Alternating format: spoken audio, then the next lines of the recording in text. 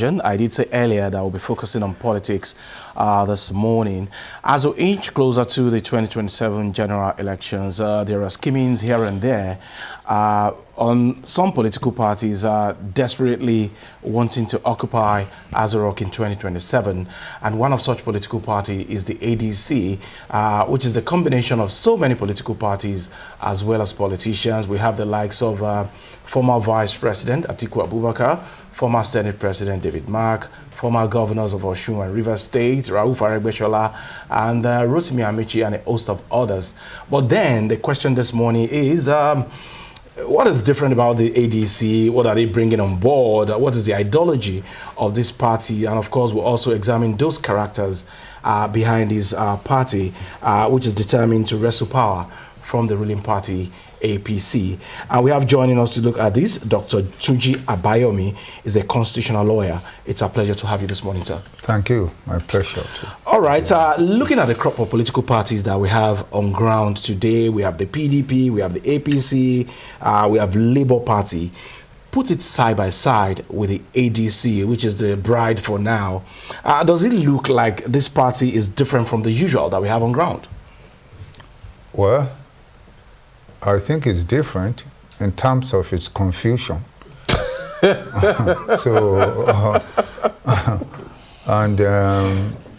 mean, if you look at the people that are actually in ADC, what's really there, I think it defines what I would call compound instability and confusion. It will take some of the leaders, just how many political parties have they entered for the purposes of seeking political office? And then, how many political parties have they exited for the purposes of seeking political office? And then if we look at the character of these characters, then you will ask yourself, really, what really is their definition? You take David Mark, you start with him, who is supposed to be the chairman. This was a man who said telephone is not for the ordinary people when he was in a position to help to advance the rights of the people. He was in the Senate, I think he was Senate President at the time. This was a time when this whole called amendment, this procedure, they were consuming trillions, the worth of this nation, unreasonably, when they really didn't even need to spend 1,000 naira for political amendment. Well, now you now ask yourself, during his tenure, what was advancement? What is the testament of his tenure? You go to Vice President Atiku. Here was a man that was defined by his own boss, President Obasanjo, in a permanent record, a book, as with due respect, unfit for leadership. You go again to, I may take, for example, Obi. Okay, you came like a fleet, like a vapor, and then you disappeared. You know what I mean? So what really do you want to, what was his contribution that we can attest, affirm, confirm, raise up when he was governor of Anambra State. So if we combine their character, Rotimi Amici is also there. Rauf Aregbesola is also there. Rauf Aregbesola. If we take Rotimi Amici, his grouse is that he has a problem with personal problem. Not, you can't see him as what really is the benefit of his. What is the benefit that we have derived from his? Are these people that have struggled for the greatness of Nigeria? El Rufai You define El-Rufai by asking questions from people in Kaduna State. The perception is that he divided the state, and is definitely not a character for the people or of the people. Perhaps let me just cut in here to butt in. Apologies, but someone listening to you now will say, perhaps are you speaking for the All Progressives Congress? Because there's a defining anchor point for ADC, and which is get President Tinubu out of office come 2027. He hasn't served the people.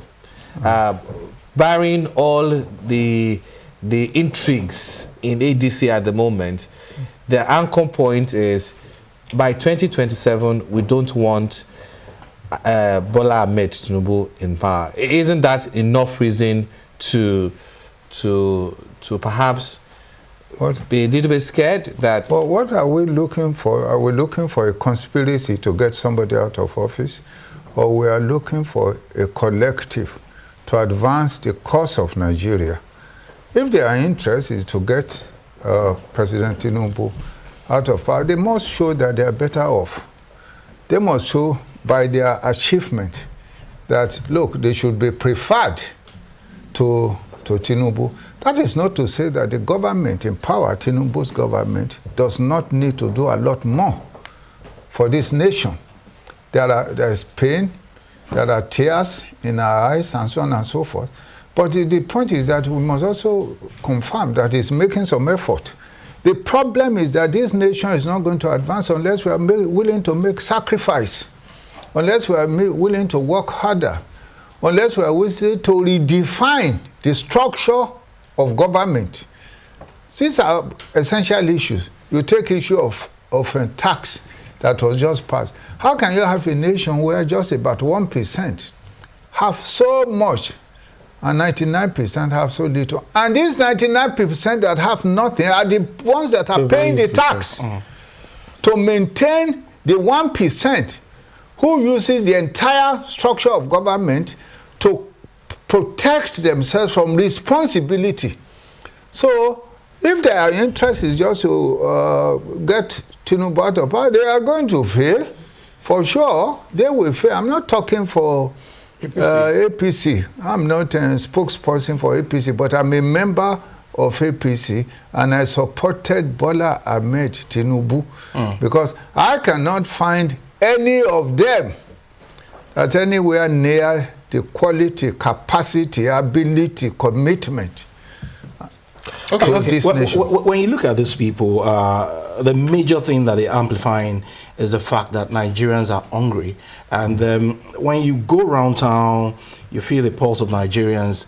Things are not really okay in terms of the purchasing power of Nigerians. And that's the major thing that these people are saying to Nigerians, that, okay, we need to change this government because you are hungry. Even Rotimi Amechi did say that he's equally hungry as well, having served as speaker, as governor, and of course, the Minister of Transportation under late Muhammadu Buhari. So if the people are hungry and these people are saying that, okay, we are coming to change the narrative, and we all know that democracy is all about the people will be the deciding factor at the end of the day.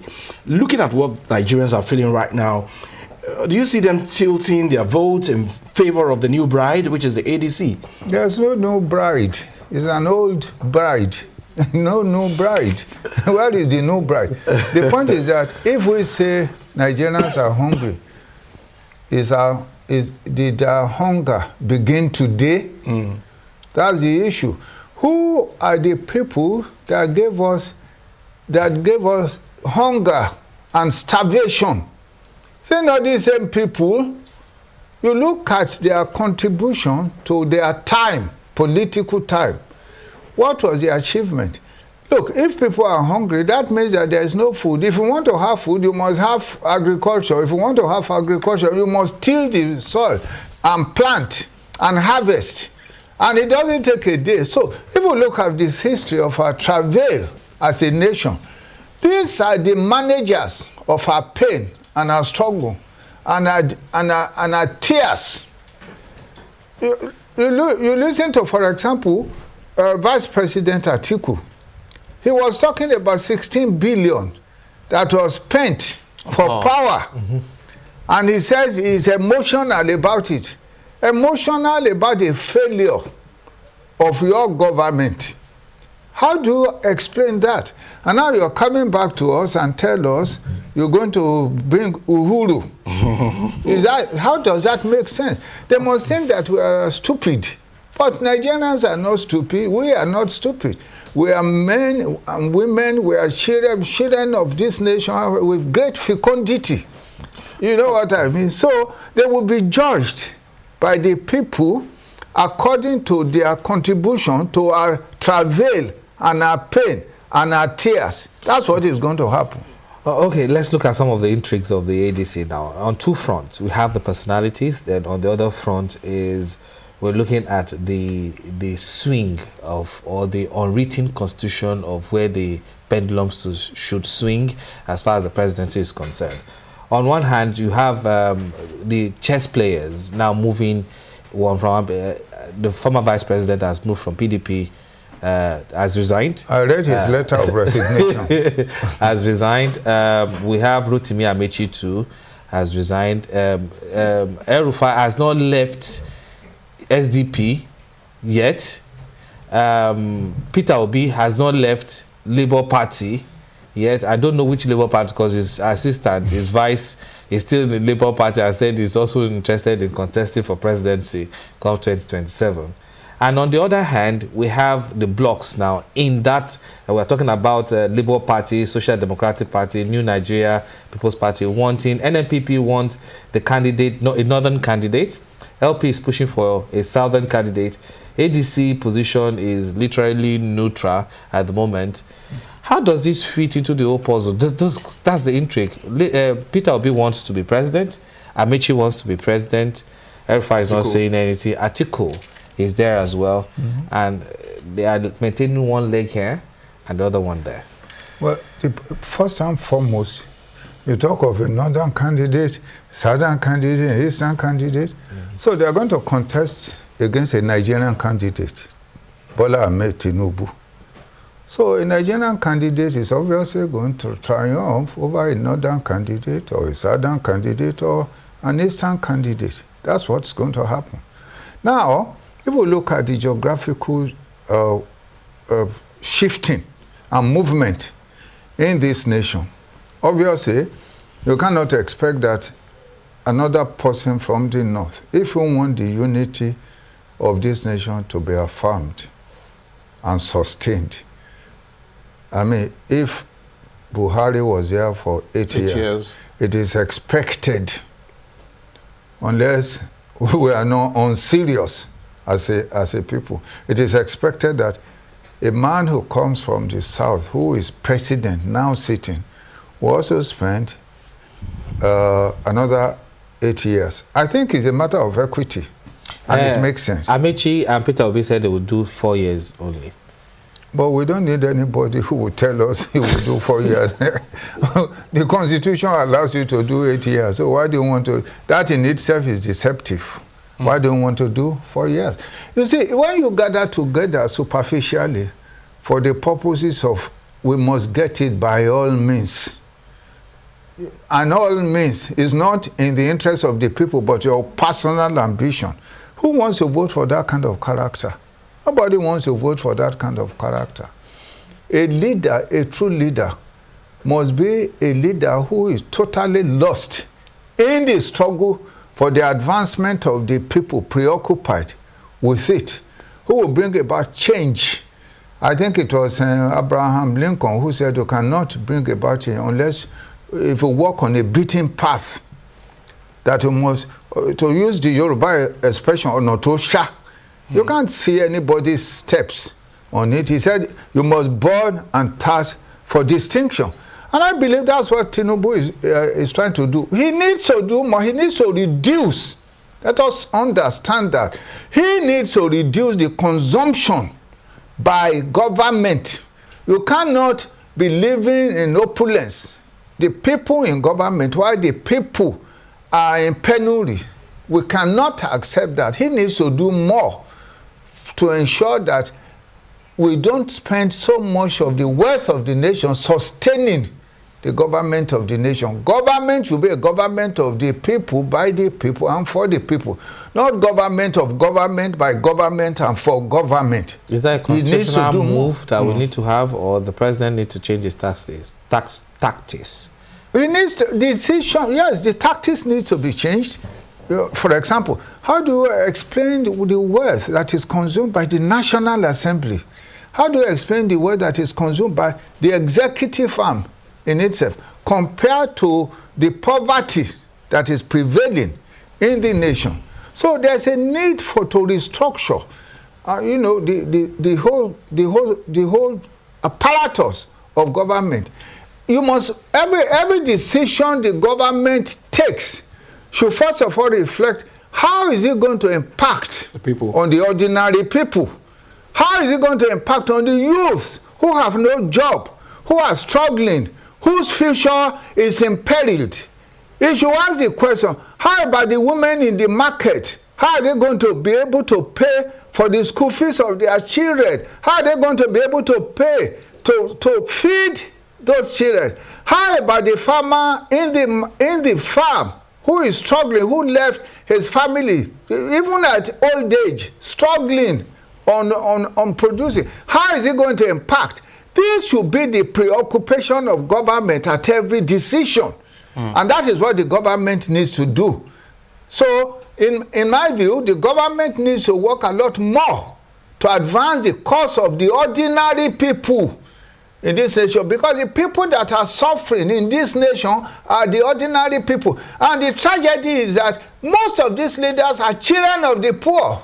Okay. The children of the something. So the government needs to do a lot more than what it's doing now. But that is not to say that this conspiracy is a substitute. This abnormal conspiracy, confused conspiracy, is a substitute for the present government. All right. We know there are flaws in our democracy. Of course, you mentioned the cost of governance, and of course, the disconnect between the government and the governed. We have seen members of the Senate and National Assembly moving from one zone of the country to the other, all in the name of constitutional review. Our present constitution, what is wrong with it? And should we continue to review or amend, as the case may be, or we should gather together just like we did in 2014 under Jonathan and call for a new constitution to make this country better? You know, or should we restructure? If that's what you prefer. There's a French expression that is called dialogue des sourds. It's talking of dialogue of the deaf. You know, how do you... That's what is happening in the National Assembly. First and foremost, is there anywhere in the entire world, constitutionalized world, where the process of amendment, you move from zone to zone and gather mechanics, food vendors, and you gather tailors, and then you also gather moluers drivers. Inclusivity. And you put them together, and you say that you want to hear from them for the process of amending the constitution. First and foremost, are they not Nigerians? No, yes, I know that, but the process of amending the constitution is well established.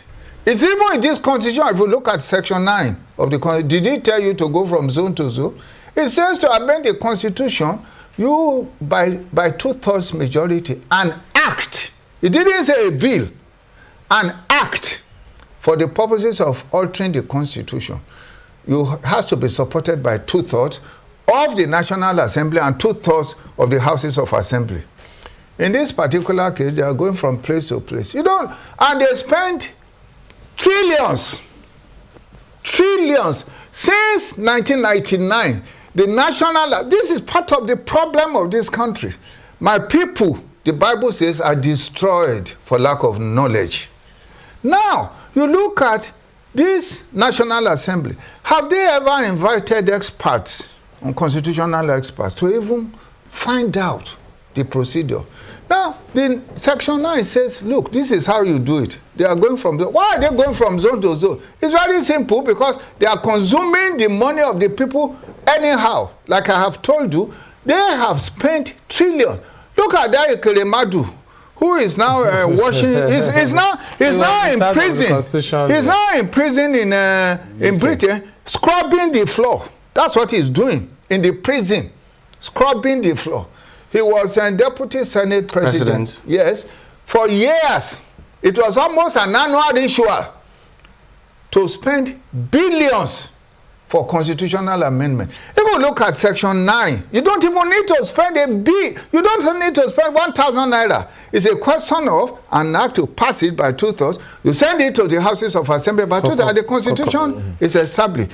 Part of the lack of knowledge in our country is when they pass it, they now send it to the president, like they have done in the other cases, for the president to sign it. First and foremost, a valid constitutional amendment does not go to the president, because the process of amending the constitution is more or less the same process of making a constitution. A constitution is not law. A constitution creates law and creates law and creates a nation. That's why it says the Federal Republic of Nigeria shall be something, something, and so on and so forth. And a constitution emanates from the people. It's an agreement of the people on how they want to be governed. A law, on the other hand, is passed by the House of Assembly, and it deals with only one issue. A constitution deals with all issues in a nation. So now, these people, they go from place to place and they're amending the constitution. The city say, we're just wasting time. We're wasting time. They are going from zone to zone and so on and so on because of the money. It is not because of the knowledge. It's not because they want to gather anything. The people, in a valid constitution, the legislature already has the delegated power of the people for purposes of amending the constitution. Do you know any country? Tell me any country, any constitutionalized country, where the people go through this procedure for the purposes of amendment. Tell me any law that empowers them to be going from one place to another. Nigeria is unique. Are they not representative of the people themselves? They are. That's why they can exercise. I have said it again and again. How do you bring about a constitution? They bring about a constitution basically by even with this unconstitutional constitution that we are running, military imposes a constitution on us and say we the people. Yeah. Well, we know that it is a lie, a bloody lie. That was a conversation we had about 2 days ago on Monday, and the conversation was, do we really need a new constitution when we have representatives of the people who are literally amending the constitution, while in other climes they don't even have a written constitution? No. We have in Britain, we have unwritten constitution, and they're still surviving. But we're leaning towards what former president said, Olusegun Obasanjo, that it has nothing to do with the constitution. It has to do with people that actually implement it. Like we have it now, example you cited, where the constitution is there, and we're doing something totally different. Well, first and foremost, I disagree with President Obasanjo. During a tour, Godalo's birthday, I think about 2 years ago, we had a confrontation.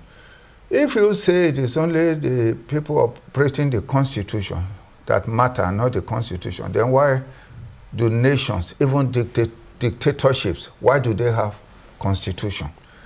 The reason is very simple. For orderly administration of any state, you need a law. Even in a house, you have norms. A father will tell you you cannot go out after 11 o'clock or come into this house after 11 o'clock. That's the constitution of the house. Or that you must sit around the table when we are going to eat. That's the, every organization, if you want an orderly administration, you need a constitution of some sort. Now, the issue as to whether these people can amend the constitution, you must understand the issue. The issue is very simple. A constitution must be legitimate. It is when it is legitimate that is binding on the people. Today, now, if we look at the state of this nation, why is it that the East is complaining, the West is complaining, the North is complaining? If we have that kind of situation, then how do you resolve it? I have said again and again that, look, a constitution, look at Nigeria like our inheritance, cocoa farm. Let us say, for example, Nigeria is the cocoa farm that we inherited. The Yoruba man, the Igbo man, the Jukun man, the Kanuri, and the Fulani. Now, this cocoa farm that are inherited, how do we manage it? When we now come together and agree on how this cocoa farm is to be managed, that is the constitution. But when somebody takes a gun, like in the military, let us take the man from the Fulani man. He takes a gun, he now says that this is how you have to run this cocoa farm. You understand what I mean? Even if his prescription is the best in the world, it is unconstitutional because it does not have the approbation of the other people. The problem of Nigerian constitution is illegitimacy. Okay, enough of the constitution.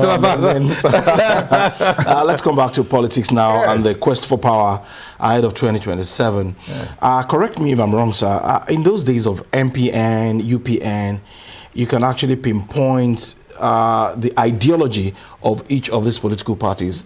But in these days of cross-pollination of political parties and politicians, they move from this party to the other without any form of ideology. Today you're in PDP, tomorrow you're in ADC, and the day after next you're in PDP or APC as well. So what is the implication of all these unsettled behavior politically for our democracy? No, they have ideology now. The ideology is to make money now. That's the ideology.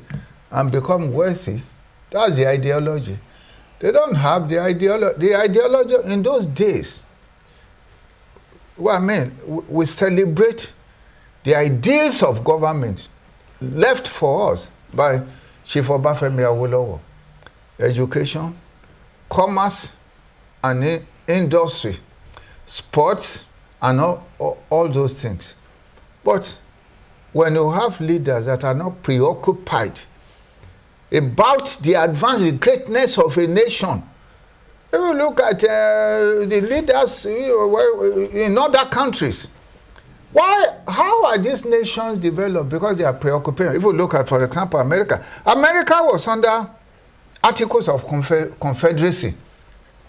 They now came to the conclusion that this Article of Confederacy is producing an imperfect system of government. So they changed. They said, we want to create a nation that is the greatest nation in the world. 55, Dr. Quinn, the French philosopher, said, the greatest minds in the world. They wanted to create one of the greatest nations in the world, and they were there in Philadelphia, battling it. Now, the question, if you look at Obafemi Awolowo, he wanted to create a region that is first and best in Africa. So he was preoccupied to take decisions for the future that will advance the future. At that time, voting began before women could vote. They were voting in Western region before they could vote. We had television before France had television, and so on and so forth. And civil service was ideal. These governments that are preoccupied with the people, they are disturbed. They are agitated. But now, look at our situation. If we go to the National Assembly now, they want their salaries about 28 million per month. They want a constituency allowance, which they have no right to constitutionally. They will summon CEOs of companies, disturbing them perpetually on the ground of investigation, only for them to extort money from them. Is that not the oversight constitutional function? Constitution defines oversight constitutional function. Do they have a right? Under the Section 88 and 89, they have no right to investigate private entities. Their authority is to investigate. Their oversight is only over executive government, not to be disturbing private affairs of private entities and asking them questions that is not warranted. They should focus on their own job. But all of that is of no consequence to me. All I'm interested in this nation is for the people to gather together in a sort of a political banquet and agree on how a nation that has the potential to be one of the greatest nations in the world. If you look at our youths, look at what they are doing all over the world.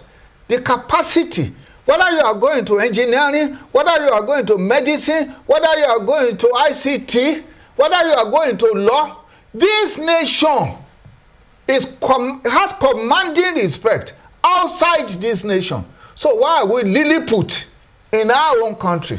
The reason is very simple, because the structure of government as it is faulty. And that is my interest. I would have loved to take you up on about the structure of government, but that will also dovetail into what the Constitution says about it. But my final question, because we're looking at ADC and intrigues in the coalition. My final question to you is, while ADC, many say, is unlikely to produce a president in 2027 alone, but they will decide swing votes in closely contested areas, negotiate for vice presidential slots, Senate or ministerial positions, serve as platform for defectors from major parties frustrated with internal zoning politics. Is that what they are here to do, to disrupt the existing structure, or is just same of same? It's the same and same. All those things I didn't know. It's been in politics for quite a while. But the point is not going to get anywhere. Let us wait for them to produce their presidential candidate. You say they're not going to go anywhere. They're like, we have major bigwigs there. Some of them got war chests. I mean, how many money chests. Fine, but to vie for elective position. It's not just about money. How many of them have constituency of support? Well, politics is based on two things. You must have a constituency of supporters. If you look at, with due respect, the present government, you can boast of a strong constituency of support, at least in the Southwest, to begin with. And then you add to it. Now, if you look at all the, actors, so to say, tell me, where do they go? They are now going to start to build. You know what I mean? You already, one party, this present government is already in the penthouse, on top of the house. And you are laying a foundation. You know what I mean? You have not even concluded laying that foundation, and you think that you will win. I don't think that is going to happen, in my view. Tinubu, before he when he was not president, he won an election. Obviously, that was with great challenges. And now he's president. And you think that he will lose an election? You are living in illusion, in my view. Is it not the people that determine who becomes what at the end of the day? Yeah, but because looking at the last election in 2023, Mr. President lost in his base, which is Lagos. So, and Joshua did say that when you look at the quality of people behind the ADC, former Vice President David Mark, Rotimi Amici, Rauf Aregbesola, and a host of others. I think Boss Mustafa is also there. And some fraction of the CPC of late former President Buhari, they are also obnobbing with the ADC. These are not small fries. Yeah, but these are individuals. What constituency do they command? Can they even win, many of them, in their ward? That's the issue. They say that they are popular, so we'll decide that. Where are they going to... forget that. I'm sorry to say that if you take, for example, Meshi, he has, don't forget that PDP is still in power. Labour is still, PDP is still a political party. Labour is still a political party. Yes, PDP? Is still, yes, is still a political party. With the guilt of the factions that we had seen recently? PDP is still strong. Does PDP not have constituents all over Nigeria? Okay, you're talking about the structure now. I'm talking of the structure. They have structure all over Nigeria. Labour has structure all over Nigeria. And they are still political party. And they are going to have candidates, for the election. So where is the constituency that is going to... Election is not just about your profile. I have a great profile in my state. I ran for election.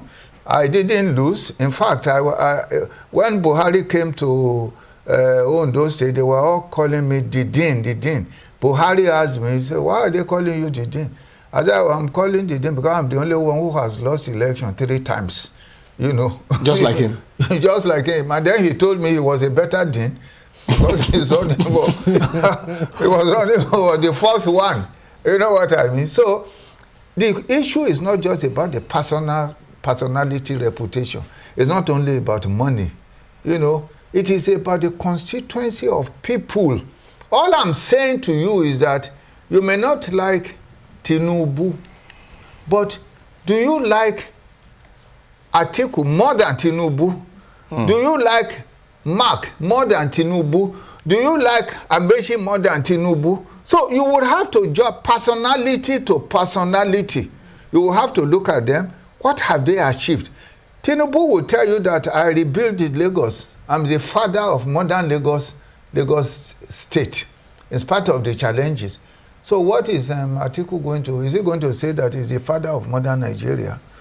What is Amechi going to say? And so on and so forth. So we watch and see. Okay, I want to say a very big thank you to, I think we need to bring you back on this show to talk about constitution, because that's your forte, yes. Doctor. But of course, today is about politics, and you've maintained a narrow straight as to where the pendulum will swing, understandable so. Thank you very much, Dr. Tunji Abayomi, constitutional lawyer, for joining us this morning on the show. Yeah. Well, the conversation continues after this break. Don't go anywhere. We'll be right back.